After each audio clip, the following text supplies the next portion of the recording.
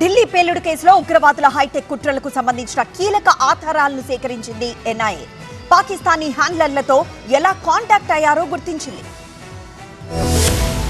ఢిల్లీ పేలుడు కేసులో దర్యాప్తు స్పీడప్ చేసిన జాతీయ దర్యాప్తు సంస్థ మరిన్ని కీలక విషయాలు గుర్తించింది.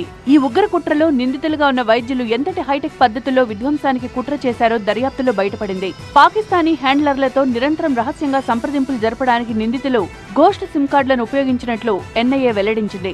అక్రమ కార్యకలాపాల కోసం ఇతరుల వివరాలను ఉపయోగించి మోసపూరితంగా తీసుకునే సిమ్లను గోస్ట్ సిమ్లంటారని అధికారులు తెలిపారు. ఉగ్రవాదులు వారి పేర్లతో రిజిస్టర్ అయిన సిమ్లతో పాటు నకిలీ ఆధార్ కార్డులను ఉపయోగించి తీసుకున్న వాటిని కూడా ఉపయోగించినట్లు గుర్తించారు. పోలీసులు నిఘా నుంచి తప్పించుకోవడానికి సూసైడ్ బాంబర్ ఉమర్ నబీతో పాటు ఇతర నిందితులు 2-3 ఫోన్లను మార్చుతూ తమ కార్యకలాపాలు సాగించినట్లు దర్యాప్తులో తేలింది. పాకిస్తాన్ కు చెందిన వారితో మాట్లాడడానికి వీటిని వినియోగించేవారని ఎన్ఐఏ అధికారులు తెలిపారు. ఫోన్లో సిమ్ లేకపోయినా మెసేజ్లు పంపేందుకు ఎన్క్రిప్టెడ్ యాప్లను కూడా ఉపయోగించేవారని తెలిపారు. వీటి ద్వారానే హ్యాండ్లర్స్ నుంచి ఐఈడీల తయారీ నేర్చుకునేవారన్నారు. అయితే ఇలాంటి ప్రమాదకరమైన ఉగ్ర నెట్వర్క్లను, సైబర్ నేరాలను అడ్డుకోవడానికి కేంద్ర ప్రభుత్వం ఇప్పటికే రంగంలో దిగింది.